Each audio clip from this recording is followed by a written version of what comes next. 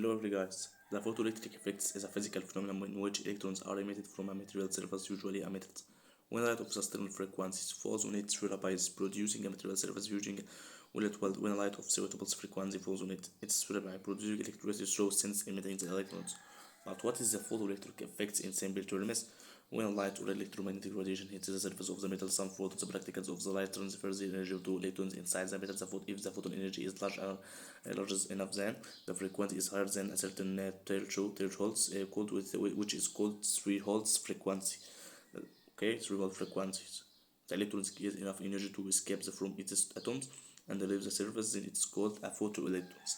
Key experimental observation: the intensity of light itself doesn't matter.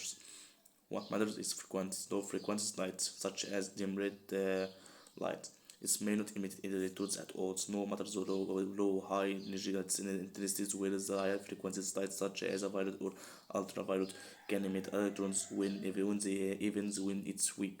The intensity of the light only increases the number of electrons emitted per second, which means electric current intensity, which is abbreviated into I. But it doesn't change the maximum kinetic energy of the emitted electrons, except Einstein's explanations, the quantum idea of these figures. Einstein proposed that light is made of particles, photons, whose energy is given by the relation E equal H multiplied by F, where H is represented a Planck's constant and F is the frequency of the light. Part of this energy is used to overcome the work functions of the metals. The minimum energy needed to free the electrons denoted by this signs or makes the work functions and the rest becomes electrons kinetic energy. So the equation will be K max equal multiplication by energy minus work functions, where don't forget that H multiplied by F is represented energy, but the K max is the kinetic energy of the electron. This explains why electrons energy increases with frequency and why a minimum frequency is required for the effect to occur at all.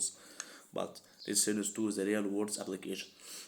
Solar cells converted photons from sunlight into free electrons, generating an electric current like light sensors, cameras, radiation detectors, and ionic type smoke alarms that use photoelectric effects or related process in semiconductors.